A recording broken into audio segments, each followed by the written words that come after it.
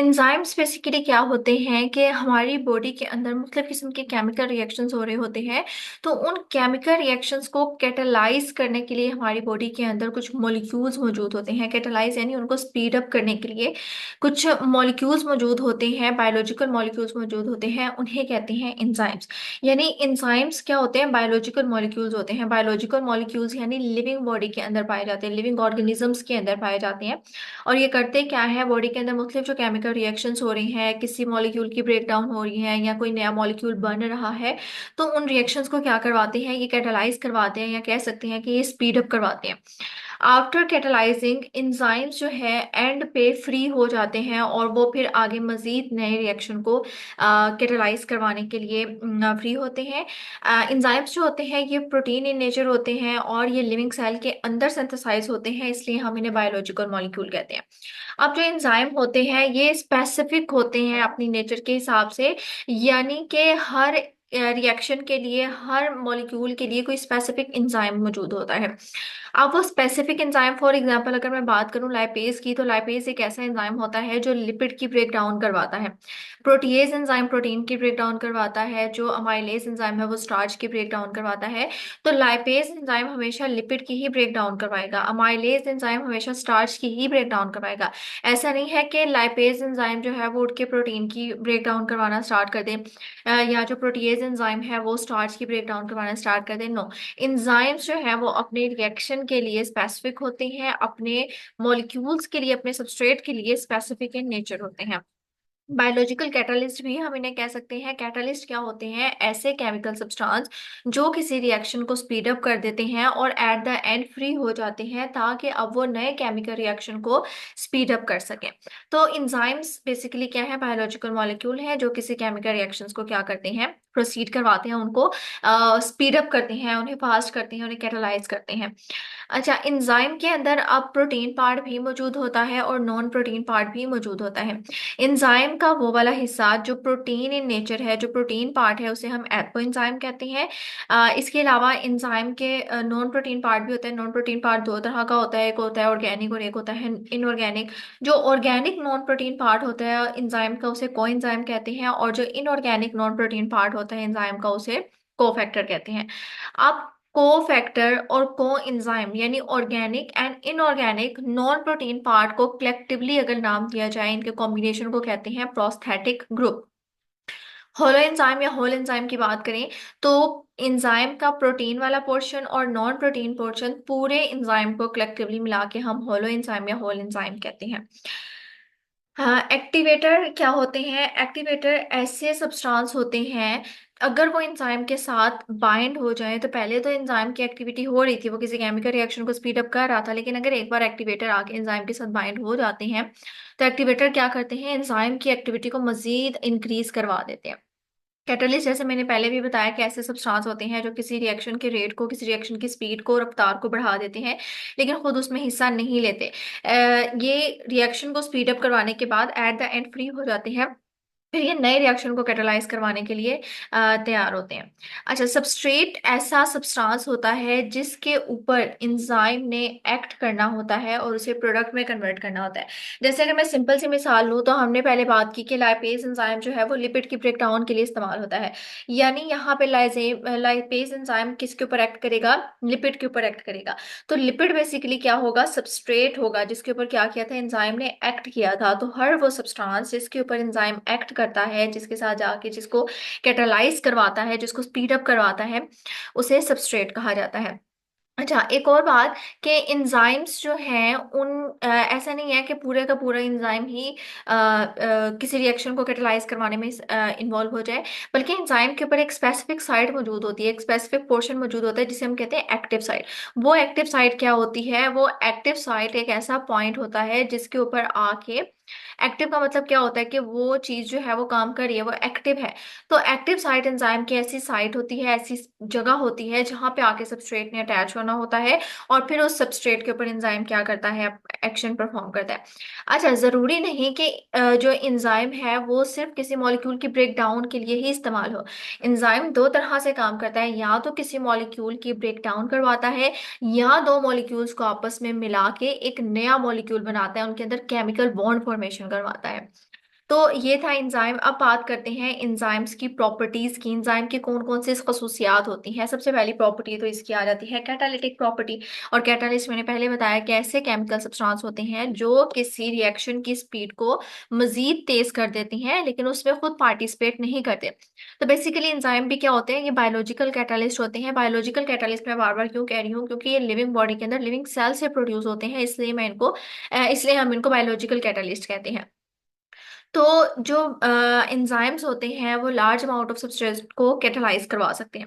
दूसरी बात, दूसरी जो प्रॉपर्टी होती है एंजाइम की, वो सॉलेबिलिटी होती है। एंजाइम पानी में सॉलेबल होते हैं और डाइल्यूट अल्कोहल में सॉलेबल होते हैं, हल होते हैं। स्पेसिफिसिटी की बात करें तो एंजाइम अपने रिएक्शन के लिए, अपने सबस्ट्रेट के लिए स्पेसिफिक होते हैं। एक सबस्ट्रेट के लिए कोई स्पेसिफिक ही सबस्ट्रेट होगा, ऐसा नहीं है, एंजाइम होगा, ऐसा नहीं है कि एक एंजाइम है वो दो तरह के सबस्ट्रेट को जो है वो कैटालाइज करवा रहा है। ऐसा नहीं है कि लाइपेज एंजाइम प्रोटीन और लिपिड दोनों को कैटालाइज करवा रहे हैं। नो, लाइपेज एंजाइम सिर्फ लिपिड को ही कैटालाइज करवाएगा, प्रोटीएज एंजाइम सिर्फ प्रोटीन को ही कैटालाइज करवाएगा। हमारी बॉडी के मुख्तलिफ ऑर्गन्स में मुख्तलिफ किस्म के एंजाइम्स मौजूद होते हैं और वो स्पेसिफिक इन नेचर होते हैं, वो हर रिएक्शन के लिए स्पेसिफिक होते हैं। किसी स्पेसिफिक एंजाइम ने किसी स्पेसिफिक रिएक्शन को ही कैटालाइज करवाना है, किसी स्पेसिफिक सबस्ट्रेट की ही ब्रेक डाउन करवानी है, या किसी स्पेसिफिक सबस्ट्रेट के दरमियान में ही बॉन्ड बनाना है। ऐसा नहीं है कि एक एंजाइम तमाम रिएक्शंस के लिए इस्तेमाल हो। No, enzymes are specific in their nature. Next बात करें तो प्रोटीन, वही बात हमने सबसे पहले बात की कि एंजाइम्स प्रोटीन इन नेचर होते हैं, सिवाय राइबोजाइम के। राइबोजाइम्स आरएनए इन नेचर होता है, ये प्रोटीन इन नेचर नहीं होता। बाकी जितने भी एंजाइम्स होते हैं वो प्रोटीन इन नेचर होते हैं। हाँ, इसमें नॉन प्रोटीन पार्ट भी पाया जाता है, लेकिन एंजाइम मोस्टली जो है वो प्रोटीन इन नेचर होते हैं। पीएच की बात करें तो एंजाइम की जो एक्टिविटी होती है उसके ऊपर पीएच बहुत इफेक्ट करती है। अब कैसे इफेक्ट करती है, वो एंजाइम्स जो बेसिक होते हैं, बेसिक इन नेचर होते हैं, बेसिक पीएच पे काम करते हैं, वो एसिडिक पीएच पे काम नहीं कर सकेंगे। एसिडिक पीएच कितनी होती है, 1 से लेके और 7 तक, या कह लें 1 से लेके 6.9 तक, क्योंकि 7 तो एक न्यूट्रल पीएच होती है। और बेसिक पीएच क्या होती है, 7 से ऑनवर्ड 14 तक जो पीएच होती है वो होती है बेसिक। तो वो एंजाइम जो अल्कलाइन पीएच पे काम करते हैं वो कभी भी एसिडिक पीएच पे काम नहीं कर सकते। अगर अल्कलाइन पीएच वाले एंजाइम को हम किसी एसिडिक सॉल्यूशन के अंदर रख देंगे तो ये एंजाइम्स जो है वो डीएक्टिवेट हो जाएंगे, ये अपना इफेक्ट शो नहीं कर सकेंगे। फॉर एग्जाम्पल जो ट्रिप्सिन है, ये हमारी स्मॉल इंटेस्टाइन में रिलीज होता है और ये प्रोटीन की ब्रेक डाउन के लिए, प्रोटीन की डाइजेशन के लिए इस्तेमाल होता है। तो बेसिक पीएच के ऊपर ये काम करता है, लेकिन एसिडिक पीएच के ऊपर ये ट्रिप्सिन जो होता है ये डिस्ट्रॉय हो जाता है। तो बेसिकली वो एंजाइम जो अल्कलाइन पीएच के ऊपर एक्ट करते हैं, यानी 7 पॉइंट समथिंग टू 14 पीएच पे जो काम करते हैं, अगर हम उन्हें एसिडिक पीएच पे लेके आएंगे, ऐसे केमिकल रिएक्शंस पे रखेंगे जो एसिडिक इन नेचर हो, तो ये एंजाइम क्या हो जाते हैं, डिस्ट्रॉय हो जाते हैं। बेस की बात करें तो वो एंजाइम जो एसिडिक पीएच के ऊपर सही वर्क करते हैं, अगर हम उन्हें बेस में रखेंगे तो बेस उन्हें डीएक्टिवेट कर देगी, उन एंजाइम के फंक्शन को परफॉर्म नहीं करने देगी। जैसे पेप्सिन जो है ये हमारे स्टमक में रिलीज होता है, और स्टमक की पीएच चूंकि एसिडिक होती है तो ये उस एसिडिक पीएच के ऊपर ही काम करता है। अगर हम इसे बेसिक पीएच पे लेके जाएंगे पेप्सिन को, तो बेसिक पीएच पे ये डिस्ट्रॉय हो जाएगा। तो पीएच बहुत इफेक्ट करती है हमारे एंजाइम की एक्टिविटी के ऊपर। ऐसे एंजाइम्स जो बेसिक पीएच पे काम करते हैं वो एसिडिक पीएच पे डिस्ट्रॉय हो जाते हैं, और ऐसे एंजाइम जो एसिडिक पीएच पे काम करते हैं वो बेसिक पीएच पे जो है वो डिस्ट्रॉय हो जाते हैं। नेक्स्ट टेम्परेचर की बात करें तो टेम्परेचर भी एंजाइम की एक्टिविटी के लिए बहुत इंपॉर्टेंट होता है। एक एंजाइम को अपना फंक्शन परफॉर्म करने के लिए जो ऑप्टिमम टेम्परेचर रिक्वायर होता है वो होता है 35 to 40 डिग्री सेंटीग्रेड। ये एक ऑप्टिमम टेम्परेचर होता है जिस पे एंजाइम अपना फंक्शन बहुत अच्छे से परफॉर्म कर सकता है। एंजाइम 0 डिग्री सेंटीग्रेड पे बिल्कुल इनएक्टिव होते हैं। जैसे जैसे हम उन्हें टेम्परेचर देते जाते हैं 10 to 20 डिग्री सेंटीग्रेड तक, वो थोड़े से एक्टिव होते हैं, लिटिल एक्टिव होते हैं। 35 to 40 डिग्री सेंटीग्रेड पे वो बहुत अच्छी एक्टिविटी परफॉर्म करते हैं, हाईली एक्टिव होते हैं। लेकिन अगर 50 डिग्री सेंटीग्रेड की बात करें तो वहां पे भी इंजाइम इनएक्टिव हो जाते हैं, और 60 डिग्री सेंटीग्रेड तक जाते जाते इंजाइम वैसे ही डिस्ट्रॉय हो जाते हैं। सॉलिड स्टेट की बात करें तो सॉलिड स्टेट में अगर कोई एंजाइम होगा तो वो 100 डिग्री सेंटीग्रेड तक भी अपनी एक्टिविटी परफॉर्म कर सकता है, स्टेबल रह सकता है। अब मैकेनिज्म की बात करें कि एंजाइम काम कैसे करते हैं, किस तरीके से ये रिएक्शन को कैटालाइज करवाते हैं। तो मैंने कहा कि एंजाइम्स दो तरह से रिएक्शन को कैटालाइज करवा सकते हैं। या तो ये किसी सबस्ट्रेट सबस्ट्रेट ऐसा मॉलिक्यूल जिसके ऊपर एंजाइम वर्क करता है, जिसके साथ आके एंजाइम बाइंड करता है। तो सबस्ट्रेट की या तो एंजाइम ब्रेक डाउन करवाएगा या दो सबस्ट्रेट को आपस में मिला के एक नया मॉलिक्यूल बनाएगा। तो बेसिकली सबसे पहले क्या होता है कि एंजाइम सबसे पहले मॉलिक्यूल के साथ कंबाइन करता है। किस मॉलिक्यूल के साथ? सबस्ट्रेट के साथ। जब वो उसके साथ कंबाइन करता है तो एंजाइम और सबस्ट्रेट एक कॉम्प्लेक्स बना देते हैं, जिसे हम एंजाइम सबस्ट्रेट कॉम्प्लेक्स या ईएस कॉम्प्लेक्स भी कहते हैं। फिर ये एंजाइम क्या करता है, उस जो सबस्ट्रेट है उसके अंदर वो केमिकल रिएक्शन करता है और उस सबस्ट्रेट को किस में कन्वर्ट कर देता है? प्रोडक्ट में कन्वर्ट कर देता है। प्रोडक्ट में कन्वर्ट होने के बाद अब वो प्रोडक्ट अलग हो जाती है और एंजाइम अलग हो जाता है।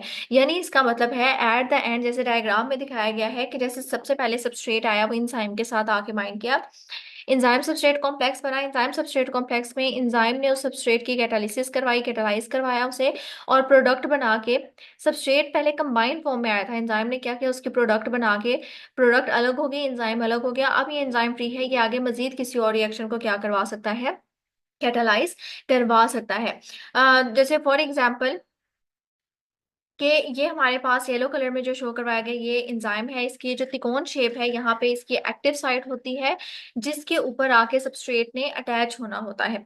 जबकि रेड कलर में जो शो करवाया गया है ट्राइंगल, वो सबस्ट्रेट होता है। सबस्ट्रेट ऐसा मॉलिक्यूल जिसने आके एंजाइम के साथ बाइंड करना होता है और इसके ऊपर एंजाइम ने अपनी एक्टिविटी परफॉर्म करनी होती है। तो सबस्ट्रेट क्या करेगा, एंजाइम के एक्टिव साइट के साथ आकर बाइंड करता है। क्यों हर और ये बात भी हमें पता है कि हर सबस्ट्रेट के लिए एंजाइम स्पेसिफिक होता है, enzymes are specific in nature. तो ये सबस्ट्रेट आके एंजाइम के साथ बाइंड करेगा, एंजाइम इस सबस्ट्रेट की कैटालिसिस करवाएगा, इसको कैटालाइज करेगा और इसे प्रोडक्ट में कन्वर्ट करके ये प्रोडक्ट एंजाइम से अलग हो जाएगी। अब ये एंजाइम फ्री है, इस एंजाइम के साथ अब एक और सबस्ट्रेट आके अटैच होगा, ये उसको भी कैटालाइज करवाएगा, उसको प्रोडक्ट में कन्वर्ट करके अलग कर देगा। फिर से ये एंजाइम मजीद अगले रिएक्शन को कैटालाइज करवाने के लिए इस्तेमाल होगा। अब यहाँ पे ये वाला जो रिएक्शन है इसमें दो सबस्ट्रेट जो हैं, यहाँ पे दो सबस्ट्रेट जो हैं वो आते हैं और वो एंजाइम के साथ आके क्या करते हैं, बाइंड करते हैं। एंजाइम के साथ आके बाइंड करने के नतीजे में जैसे फॉर एग्जांपल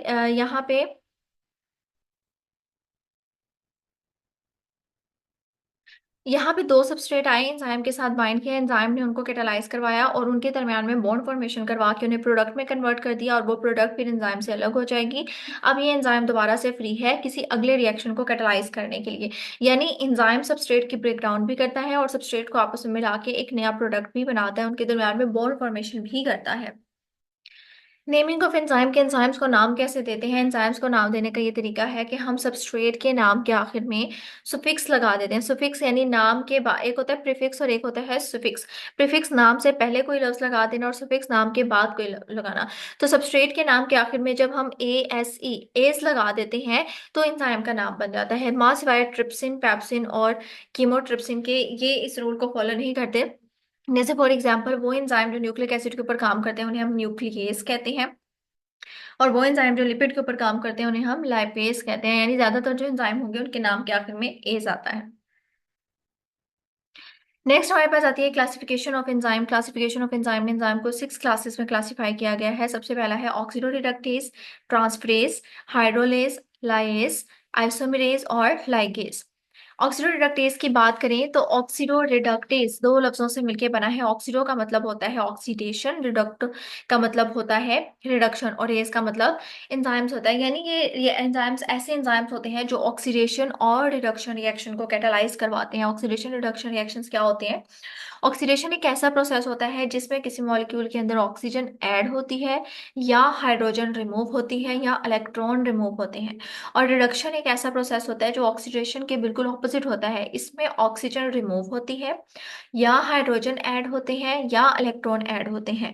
तो ऐसे एंजाइम जो ऑक्सीडेशन और रिडक्शन रिएक्शन को कैटालाइज करवाते हैं उन्हें ऑक्सीडो रिडक्टेज एंजाइम कहते हैं।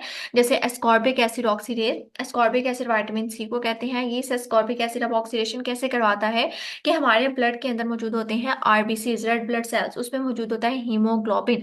हीमोग्लोबिन का काम क्या होता है, हीमोग्लोबिन के अंदर मौजूद होता है एक आयरन ग्रुप। ये अब हीमोग्लोबिन का काम क्या होता है, इसने ऑक्सीजन को बॉडी के एक पार्ट से दूसरे पार्ट की तरफ लेके जाना होता है। तो स्कॉर्बिक एसिड क्या करवाता है, जो हीमोग्लोबिन का आयरन ग्रुप है उसके साथ ऑक्सीजन को बाइंड करवा के उसे बॉडी में ट्रांसफर करता है। तो बेसिकली इसने क्या किया, स्कॉर्बिक एसिड ने हमारे हीमोग्लोबिन में आयरन के अंदर इसने क्या किया, ऑक्सीजन की एडिशन करवाई, ऑक्सीजन को मूव करवाया। तो ये क्या था, ऑक्सीडेशन रिएक्शन था। तो वो एंजाइम्स जो ऑक्सीडेशन और रिडक्शन रिएक्शन को कैटेलाइज करवाते हैं उन्हें ऑक्सीडो रिडक्टेज एंजाइम कहते हैं। इसकी मजीद कुछ टाइप्स होती हैं या एग्जांपल होती हैं, जैसे डिहाइड्रोजिनेसिस, ऑक्सीडेसिस, परऑक्सीडेसिस, ऑक्सीजनेस, रिडक्टेज और हाइड्रोक्सिलेज। जो सेकंड एंजाइम है वो होता है ट्रांसफरेसिस। ट्रांसफरेसिस ऐसे एंजाइम्स होते हैं जो फंक्शनल ग्रुप को ट्रांसफर करते हैं एक मॉलिक्यूल से दूसरे मॉलिक्यूल से। जैसे फॉर एग्जांपल के कार्बन डाइऑक्साइड हो गया या अमोनिया हो गया या वाटर हो गया, उसे एक मॉलिक्यूल से किसी दूसरे मॉलिक्यूल में ट्रांसफर करने का काम करते हैं फंक्शनल ग्रुप को। जैसे मिसाल के तौर पे यहाँ पे एक रिएक्शन दिखाया गया, A X plus B is equal to A plus B X. यहाँ पे ए एक्स जो है ये एक मॉलिक्यूल है, इसके साथ जो फंक्शनल ग्रुप लगा हुआ है वो एक्स है। तो जब बी एक मॉलिक्यूल आके इसके साथ रिएक्शन करेगा तो जो ए के साथ फंक्शनल ग्रुप लगा था एक्स, वो यहाँ से हट के बी के साथ लग जाएगा। तो यहाँ पे क्या हुआ, इस रिएक्शन के अंदर इंजाइम ने क्या किया कि एक मॉलिक्यूल से फंक्शनल ग्रुप को हटा के उसको दूसरे मॉलिक्यूल के साथ लगा दिया। इसकी एग्जांपल हम मिथाइल ट्रांसफरेज ले सकते हैं। नेक्स्ट आता है हाइड्रोलेज। हाइड्रोलेज, हाइड्रो का मतलब होता है वाटर, एज का मतलब होता है एंजाइम, यानी ये ऐसे एंजाइम्स होते हैं जो किसी रिएक्शन को कैटालाइज करवाते हैं हाइड्रोलिसिस करवाते हुए। हाइड्रोलिसिस का मतलब होता है वाटर की प्रेजेंस में ब्रेक डाउन करवाना। तो बेसिकली ये हाइड्रोलिसिस वाले रिएक्शंस को कैटालाइज करवाते हैं। इसमें हाइड्रो ऐसे एंजाइम्स जो रिएक्शंस को कैटालाइज करवाते हैं through hydrolysis break down in the presence of water. इसके एग्जाम्पल में एस्ट्रेज आ जाता है, न्यूक्लियस आ जाता है, लाइपेज, फॉस्फेटेज और पेप्टाइडेज आ जाता है। नेक्स्ट आते हैं लाइस। अच्छा, लाइस का काम क्या होता है, ये किसी मॉलिक्यूल के अंदर, किसी डबल बॉन्ड के अंदर अमोनिया, वाटर या कार्बन डाइऑक्साइड को ऐड करवाते हैं, या किसी मॉलिक्यूल में से अमोनिया, वाटर, कार्बन डाइऑक्साइड या किसी और फंक्शनल ग्रुप को रिमूव करवाते हैं। अब जब किसी मॉलिक्यूल के अंदर ये इन अमोनिया, वाटर और कार्बन डाइऑक्साइड को ऐड करवाएंगे तो उस केस में क्या होगा, अब जाहिर सी बात है जब भी इनमें से कोई मॉलिक्यूल किसी दूसरे मॉलिक्यूल में ऐड होगा तो हमेशा नया बॉन्ड बनने के लिए जरूरी है कि पुराना बॉन्ड टूटे। तो अगर उस मॉलिक्यूल में डबल बॉन्ड है तो डबल बॉन्ड को तोड़कर एक बॉन्ड तोड़ के उसकी जगह इनमें से कोई मॉलिक्यूल को ऐड कर देगा। और अगर वहां से रिमूव होना है तो रिमूव होने के नतीजे में भी जब इन मॉलिक्यूल में से कोई मॉलिक्यूल निकलेगा तो वहां पे उस मॉलिक्यूल के दरम्यान में दोबारा से क्या बन जाएगा, डबल बॉन्ड बन जाएगा। तो लाइस ऐसे एंजाइम्स जो अमोनिया, वाटर और कार्बन डाइऑक्साइड को या तो डबल बॉन्ड में ऐड करवाते हैं या डबल बॉन्ड से रिमूव करवाते हैं। फॉर एग्जांपल फ्यूमेरिक एसिड जो है, इसमें अगर हम वाटर के साथ रिएक्शन करवाएं तो इसके लिए एक एंजाइम इस्तेमाल होता है फ्यूमिरेज। ये फ्यूमिरेज क्या करता है, वाटर को फ्यूमेरिक एसिड में ऐड करके इसे मैलिक एसिड में कन्वर्ट कर देता है। नेक्स्ट जो एंजाइम होता है वो होता है आइसोमेरेज। आइसोमेरेज ऐसे एंजाइम्स होते हैं जो एक आइसोमर को दूसरे आइसोमर में कन्वर्ट करते हैं। आइसोमर्स क्या होते हैं, ऐसे मॉलिक्यूल्स होते हैं जिनका मॉलिक्यूलर फॉर्मूला तो सेम होता है लेकिन उनका स्ट्रक्चरल फॉर्मूला डिफरेंट होता है। यानी उनके मॉलिक्यूल्स तो सेम होते हैं लेकिन उनमें जो मॉलिक्यूल के अंदर जो एटम वगैरह मौजूद हैं उनकी अरेंजमेंट में थोड़ा सा डिफरेंट होता है। जैसे अगर ग्लूकोज की बात करें और फ्रुक्टोज की बात करें तो ग्लूकोज और फ्रुक्टोज का फॉर्मूला बिल्कुल सेम होता है, C6H12O6, लेकिन उसके अंदर जो मौजूद एटम है, जो एलिमेंट्स हैं, उनकी अरेंजमेंट, उनमें फंक्शनल ग्रुप की अरेंजमेंट जो होती है वो डिफरेंट होने की वजह से ये एक दूसरे से डिफरेंट होते हैं। तो बेसिकली ऐसे एंजाइम्स जो एक आइसोमर को दूसरे आइसोमर में कन्वर्ट करें उसे क्या कहते हैं, यानी एक स्ट्रक्चरल फॉर्मूला से दूसरे स्ट्रक्चरल फॉर्मूला में कन्वर्ट करें उसे क्या कहते हैं, आइसोमरेज एंजाइम कहते हैं। जैसे ग्लूकोज को फ्रुक्टोज में भी आप कह सकते हैं, ग्लूकोज सिक्स फॉस्फेट को फ्रुक्टोज सिक्स फॉस्फेट में जो एंजाइम कन्वर्ट करेंगे वो आइसोमरेज एंजाइम होंगे। नेक्स्ट आता है लाइगेज। लाइगेज ऐसे केमिकल रिएक्शन होते हैं जो दो लार्ज मॉलिक्यूल्स को आपस में कंबाइन करते हैं और उनके दरमियान में केमिकल बॉन्ड बनाते हैं, उस ऐसे एंजाइम्स होते हैं लाइगेज। अच्छा, हमने जैसे पहले भी वो एनिमेशन में देखा कि एंजाइम सिर्फ ब्रेक डाउन ही नहीं करे, वो दो मॉलिक्यूल्स को आपस में मिलाते भी हैं, उनके दरमियान में केमिकल बॉन्ड फॉर्मेशन भी करवाते हैं। तो लाइगेज एंजाइम एक ऐसा एंजाइम होता है जो दो लार्ज एंजाइम्स को आपस में मिला के उनके दरमियान में केमिकल बॉन्ड बनाता है। और ये एंजाइम्स ऐसे रिएक्शन को कैटालाइज करवाते हैं। जैसे for example DNA ligase. DNA ligase क्या होता है? डीएनए एक डबल हेलिकल स्ट्रक्चर होता है, इसमें दो स्ट्रैंड्स मौजूद होते हैं। तो डीएनए के जो दो फ्रेगमेंट्स होते हैं उनके दरमियान में जो फॉस्फोडाइस्टर बॉन्ड बनता है वो बनाने में किरदार किसका होता है? लाइगेज का होता है। तो ये था आज का लेक्चर। उम्मीद है आपको समझ आ गई होगी। अगर आपको किसी बात की